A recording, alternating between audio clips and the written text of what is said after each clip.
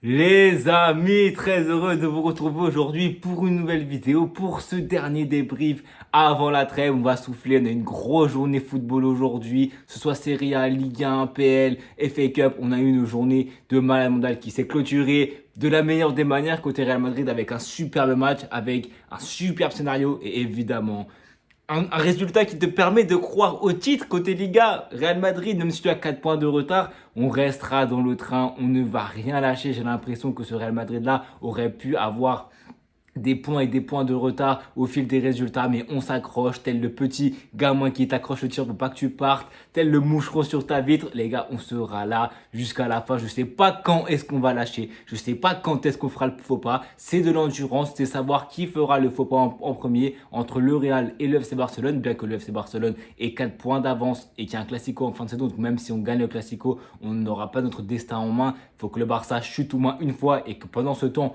toi de ton côté tu ne chutes pas, ce qui sera évidemment beaucoup plus compliqué. Mais ce qu'on a vu aujourd'hui encore une fois dans un derby qu'il se fallait de gagner, parce que ça fait longtemps qu'on n'a pas gagné de derby contre Atletico Madrid, surtout en Liga. Je crois que c'est une victoire sur les 8 derniers matchs en Liga lors d'un derby, ça fait beaucoup de bien d'en gagner un et de cette manière aussi là, où honnêtement il y a le résultat, il y a la victoire, mais il y a aussi la manière que j'ai trouvé emballante qui confirme quelque chose, parce qu'on a vu les retours d'Mbappé et de Bellingham. Les deux ont joué d'ailleurs, mais les deux ont démarré sur le banc. Logique pour Bellingham parce qu'il vient tout juste de revenir après, je crois que c'était le 1 février qui faisait son match contre l'Areal où il se blesse au bout de 10 minutes aux ischio. Et Mbappé lui avait joué contre City. Arbeloa continue dans sa lignée, mais le même 11 contre Manchester City a un détail, Trent sur le banc à la place de Carvajal. Et offensivement, toujours Vinicius, Brahim, Pitar, Güler, Tchouaméni au milieu de terrain avec Valverde aussi. Et ça marche parce que tu vois qu'il y a dans la continuité. Moi, je suis content de voir un Mbappé qui reste sur le banc, tout d'abord pour l'équipe de France, tout d'abord bon, physiquement, je pense qu'il est limité, bien que dans son entrée, tu sens qu'il a les cannes, qu'il a des foulées, qu'il a de la vitesse, qu'il a encore l'explosivité. Ça, il n'y a pas de souci, mais il faut éviter le surmenage. Je pense que là, la trêve fera du bien, quoique avec l'équipe de France, il y aura des kilomètres d'avion à faire, il y aura des matchs contre le Brésil et contre la Colombie. Et on a vu notamment l'image de Chouameni à la fin du match qui s'est écroulé sur le terrain. Les joueurs doivent être vraiment fatigués. C'est perpétuel, c'est une saison, 2 saisons, peut-être dans la troisième saison, on verra des joueurs qui vont encore plus se blesser, avec encore plus de rechutes. Et je ne parle pas que du Real Madrid, hein, je parle de calendriers qui sont surchargés de tous les championnats majeurs, avec les sélections aussi, des grands joueurs, ils enchaînent les matchs, et c'est important de les faire tourner, un peu comme Tchouaméni, comme Valverde, comme Vini, comme Mbappé, comme la plupart de ces joueurs-là qui vont jouer la trêve c'est pendant ces 2 semaines-là. Donc c'est clair que on a vu un Mbappé qui avait des cannes, mais on a vu un Arbeloa qui n'a pas renié ses principes de jeu. Maintenant, la question, c'est après la trêve, dans 2 semaines, quand tout le monde sera au max physiquement, on va éviter et espérer, croiser les doigts pour qu'il n'y ait pas de blessure pendant la trêve, mais avoir des joueurs qui vont revenir comme Bellingham, comme Mbappé à leur forme, qui va sauter sans non plus ruiner tout ce qui était travaillé depuis 3-4 matchs par Arbeloa. Parce que les 5 derniers matchs, c'est 5 victoires. Et au-delà des victoires qui sont importantes contre l'Atlético Madrid ce soir et contre City, il y a Elche, Celta Vigo, mais il y a aussi la manière, il y a aussi un début de quelque chose qui a commencé à se créer, un début d'osmose, un début de complémentarité, un début de rôle trouvé à certains joueurs, à certaines responsabilités qui ont été données. Valverde après son carton rouge malheureusement, donc on verra contre, je crois que c'est contre Maillard qu'on va jouer au retour de trêve. Je pense que le choix sera simple, ce sera Bellingham sûrement qui va le remplacer à ce moment-là, ou peut-être Mbappé qui va remplacer Brahim et Bellingham qui va remplacer Valverde, donc Lucas ne sera pas forcément là. Mais au retour de Valverde, de Jude, Mbappé qui va sauter, Pitas qui fait un bon début avec le Real Madrid, bien que ce match-là peut-être un petit peu en dessous de ce qu'il a pu proposer sans non plus être alarmant. C'est un joueur qui reste avec beaucoup de qualité, même si ça reste un jeune joueur qui, on le sait, des fois peut passer à côté de ses rencontres. Là encore, ça a été, bien qu'il y ait quand même eu quelques pertes de balles qui ont été dangereuses et qui ont amené à des comptes de l'Atlético Madrid. Il sort à l'heure de jeu, ça n'a pas été son meilleur match, c'est clair, donc ça sera sûrement lui qui va sauter quand Bellingham sera de retour, Valverde, et que tout le monde sera là. Bien que le temps que tout le monde revienne, Bellingham, Mbappé, Valverde de sa suspension, il y a encore des blessures, qu'il y a encore de l'espace qui se crée pour d'autres joueurs. Donc c'est clair qu'il n'y a encore rien qui est fait. Mais moi, c'est mon interrogation. Parce qu'on voit un Real qui, aujourd'hui, en tout cas en première mi-temps, a été mal payé. Je trouve que le but de Lookman, bien que techniquement, collectivement, ça a été une superbe action de Madrid, très très bien gérée, très bien conclue avec un Simeone qui a fait un match encore une fois de folie et qui est sur la déviation pour Lookman. Plein de lucidité, de technique, c'est juste, c'est magnifique Simeone. Et franchement, c'est un joueur que je kiffe de fou sur ce côté droit.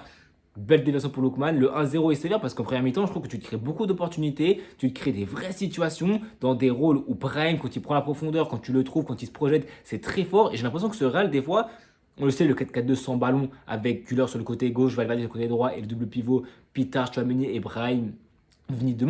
Mais j'ai l'impression qu'avec ballon, on commence à entrevoir un sort de 4-2-2-2, une sorte de boîte au milieu de terrain avec les deux premiers relayeurs que sont Tchouaméni et Pitar, un des fois un peu plus bas que l'autre pour toucher les ballons et pour être à la relance et pour que l'autre se projette devant. Et des deux milieux offensifs créatifs à l'image de Güler et de Brahim, à qui il ne faut pas les brider, il ne faut pas leur donner, je pense, des postes stricts. Il faut se déplacer, je pense, selon le ballon, selon les déplacements des coéquipiers, selon l'espace, la zone qui est libre. Et je pense que c'est ça, laisser la liberté à des joueurs comme ça, pas n'importe qui, mais à des joueurs qui ont cette folie-là, qui ont cette qualité, cette senteur du jeu, qui, si tu trouves entre les lignes, peut faire des vraies différences par la conduite de balle ou par sa vision de jeu, par les passes, par cette justesse technique-là. Ces deux joueurs sont vraiment intéressants. Tu l'as peut-être plus sur le côté gauche et Brahim plus sur le côté droit. Mais laisser les passer de ce joueur-là, c'est intéressant dans un mouvement collectif avec ou sans ballon où tu prévois que ce Real soit menaçant. Maintenant, comme je disais, avec le retour d'Mbappé, je pense que ça va tout chambouler. Pas qu'Mbappé soit l'instigateur d'un mouvement négatif au Real, mais ça reste quand même que c'est Mbappé qui insuffle beaucoup de choses, qui incarne beaucoup de choses et qui du coup va modifier beaucoup de choses aussi bien sur le rôle des milieux de terrain, que ce soit Pitarch, que ce soit Güler, Brahim, de la complémentarité, des efforts défensifs sans ballon dans les gros matchs, bien aussi que le rôle de Valverde va être quelque peu à menu parce que depuis ce côté droit, depuis ce mois de mars complètement fou, où il est décisif à tous les matchs, but, passe des buts importants, il est sur son côté droit, au-delà de cette qualité offensive, défensivement c'est magnifique, les retours c'est incroyable. Il ne s'est pas mis ça parce que Mbappé n'est pas là, parce qu'il y a beaucoup plus de liberté, parce qu'il y a une zone dans ce poste de numéro 9 qui a à pourvoir, parce que comme je dis, Brahim et Güler sont peut-être des joueurs qui jouent entre les lignes, qui jouent un peu plus bas dans un rôle de 4-2-2-2. Cette zone de 9, elle est vacante, et sans Mbappé. Et Valverde se projette, Vini se projette, Güler, Brahim, ça se projette, il y a un espace à combler. Maintenant que la revenue d'Mbappé, bien que ce ne soit pas un pur neuf, il va quand même occuper cette zone 70% du temps. Donc à un moment donné, ça va peut-être aussi brider les velléités offensives de Valverde et j'ai hâte de voir comment le Real va s'articuler par rapport à ça. Quel choix va faire Arbeloa, comment les joueurs vont se comporter avec et sans ballon, comment la structure restera-t-elle aussi rigide ou est-ce qu'elle va réussir encore une fois à se développer parce qu'on a vu en première mi-temps, comme j'ai dit, par Brahim, par Güler, des situations où tu te crées beaucoup d'opportunités, tu as des occasions en première mi-temps par Vinicius, tu as des frappes de loin, d'Arda, de Carvajal aussi, tu as beaucoup de situations de Real Madrid. C'est pour ça que ce 1-0 m'a été un petit peu compliqué parce que les gens ont retenu le résultat, alors que la manière était plutôt bonne en première mi-temps. Et en deuxième mi-temps, comme je l'ai dit, il y a eu un petit peu on s'est un peu plus peut-être regardé. Techniquement, tactiquement, on était peut-être un peu moins au point. Par contre, on était beaucoup plus décisif, on était beaucoup plus clinique. On a mis ces trois buts-là avec un penalty de Vinicius qui est obtenu par Brahim Diaz. Le penalty, honnêtement, est-ce que tu peux dire qu'il est discutable? Je ne sais pas. Je pense que oui, il y a penalty. Bien que le contact ne soit pas fou, le contact, il est là. Il fauche Brahim, entre guillemets. Vinicius finit, qui est en une très, très, très bonne forme, encore une fois. Bien que son match non plus n'ait pas été extraordinaire individuellement. Il continue de passer ses dribbles. Il continue d'être une menace, même sans faire un grand match. Il continue d'être cette menace constante, pesante sur la défense adverse. Il met ce penalty-là. Il le conclut très très bien. Pourtant, on sait que c'est un exercice où le Real a vraiment du mal à trouver son homme fort. Vinicius, même s'il a marqué aujourd'hui, qu'il a marqué récemment aussi un penalty, ça reste pour moi pas le tireur qu'on doit dans les matchs à haute intensité, les gros matchs, etc. De toute façon, j'ai envie de vous dire que Valverde a raté en Coupe du Monde des clubs, Mbappé a raté contre Arsenal, Bellingham a forcément raté, Vini pareil, on a tous raté, enfin ils ont tous raté. Et Vinicius d'ailleurs, Da Fonseca ou je crois que c'est Da Silva l'a dit, premier but dans un derby pour lui. Et je suis choqué, j'avais l'impression qu'il avait déjà marqué contre Atletico Madrid, mais son premier but en 13 matchs, et c'est pas que son seul but parce qu'il a mis le but de victoire du 3-2, mais avant ça, comme j'ai dit, t'as Vinicius qui marque ce but du important, donc tu te dis, ok, ça confirme quelque chose de plutôt positif. Au Real Madrid, ça confirme un état de forme, ça confirme ce que tu as proposé en première mi-temps. Et malheureusement, à la 66e minute, tu prends un prix Puskas. Moulinho, je ne sais pas il a quoi dans ses godasses, mais quand il envoie un pétard, il fait pas semblant. Contre Etafé, il avait envoyé un banger côté gauche, là il t'envoie un pétard côté droit. Lunin, il a pris deux buts, il pouvait, je vais pas dire rien faire, en vrai il peut rien faire. Molina il peut rien faire, tu mets 4 Neuer dans les cages, tu ne peux rien faire. Comment elle part, elle est somptueuse, c'est un but. Franchement, ça fait longtemps que je n'ai pas vu un aussi beau but, avec une aussi belle courbe de la balle, une aussi belle position du pied, du corps. Franchement, Molina m'a choqué. Et là, dans sa botte, il a vraiment une frappasse mais extraordinaire. Ce but, il est magnifique, il est incroyable. Le premier but de Lookman, bon, c'est compliqué aussi pour Roulier, il se fait allumer à 2 mètres de lui, donc ça, c'est compliqué. Là, tu te dis, ok, 2-1, 66e minute. T'as des changements, comme je dis, Mbappé qui rentre, Trent qui rentre, et Mbappé, comme je dis, a fait un match qui était plutôt j'allais dire intéressant, oui, qui était plutôt intéressant parce que quand il rentre, il apporte cette menace dans la profondeur, cette vitesse, cette percussion. Premier ballon qui touche, tac, il s'envoie dans la profondeur. Marcos Llorente fait la faute.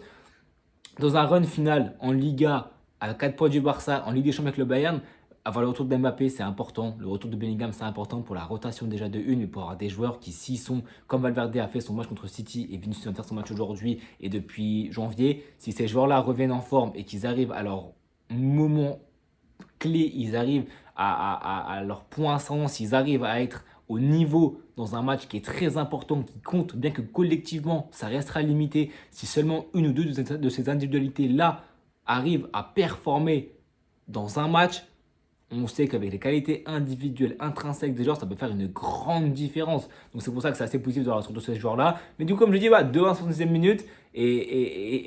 Sauf que tu avais Valverde qui avait marqué juste avant, je vais me remarquer. Valverde qui met ce but-là, du 2-0 avant le but de Molina. Extérieur du pied, comme on dit, il ne veut pas s'arrêter. Hein. Il a pris un rouge malheureusement. C'était évitable. Maintenant, on s'est dit, tout le monde, même Moutafou Zeka l'a dit, hein, pourquoi une aussi grosse violence? Pourquoi? Bon, c'est Baena. J'ai envie de te dire, on va passer l'éponge sur ce coup-là. Bien que le rouge, là, est très discutable. Je pense que l'arbitre siffle rouge parce que Valverde arrive avec beaucoup d'agressivité, une envie de faire mal, une envie de casser. Voilà, normalement, si tu mets jaune à cette action-là, il n'y a pas de débat, il n'y a rien du tout. Ça choque personne. Là, vraiment, le rouge, il est vraiment surprenant. On verra combien de temps il va rater, mais je pense qu'il va du coup rater le match contre Mallorca. Ce serait pas forcément préjudiciable parce que Mallorca n'est pas un assez gros adversaire pour nous mettre en difficulté, bien que ce Real peut se mettre en difficulté face à beaucoup de monde, bien que j'avais l'impression qu'on avait réussi à casser ce plafond de verre, à essayer de mettre des buts d'avance, se rassurer. C'est un match particulier face à un gros adversaire, donc c'est logique. J'ai envie de vous dire qu'ils arrivent quand même à nous mettre en difficulté, bien qu'on a récupéré des ballons hauts, on a eu beaucoup de pression, on a récupéré des ballons au milieu de terrain. Défensivement, on n'a pas subi grand chose que ça, hormis voilà, ces deux buts-là, mais c'est des bangers venus d'ailleurs, notamment sur la de Molina.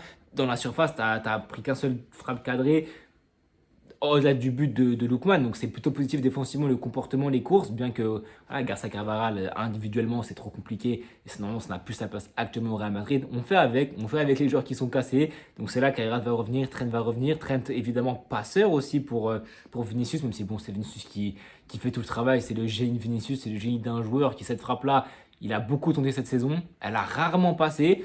Mais elle passe au moment le plus important, match retour contre Benfica. Et ce but-là, le but du 3-2, qui te donne encore la chance d'espérer en Liga, d'avoir cette chance-là, d'avoir cette infime chance. Parce que oui, le Barça, je les vois bien au-dessus du Real dans l'endurance de la saison en Liga. Il doit rester peut-être une dizaine de matchs. Je ne vois pas un monde où on arrive à prendre la Liga, ce Barça-là, dans cette configuration-là. Maintenant, on n'est pas à l'abri d'un faux pas. Le Barça va quand même enchaîner 3 matchs contre Real Madrid en même pas 10 jours. Hein. Leurs 4 prochains matchs, avec le Madrid, et c'est 3 matchs du Barça en Liga, en Ligue des Champions, aller-retour. Donc c'est clair que ce Barça-là va laisser des plumes. Ce Barça n'a pas non plus un banc extraordinaire avec beaucoup de profondeur. Donc ils peuvent laisser beaucoup d'énergie. Et c'est là où on espérera forcément un faux pas du Barça pour que nous, on puisse se mettre en valeur et que nous aussi, de notre côté, on fasse ça. Parce que c'est vrai d'attendre un faux pas du Barça. C'est ce qu'on attend tous, c'est ce que j'attends bien sûr. Mais si toi, tu n'arrives pas à concrétiser l'espace que te fait le Barça, l'opportunité que te donne le Barça, bah, tu n'es pas à même d'espérer quelque chose en Liga, d'espérer quelque chose tout court cette saison. En tout cas, les amis, on se retrouve pour cette vidéo. Les amis, abonnez-vous, likez, partagez. On se retrouve très bientôt, 2 jours avant ce Brésil-France, pour évidemment un avant-match de haute voltige. Les amis, abonnez-vous, likez, partagez, prenez soin de vous et à bientôt tout le monde.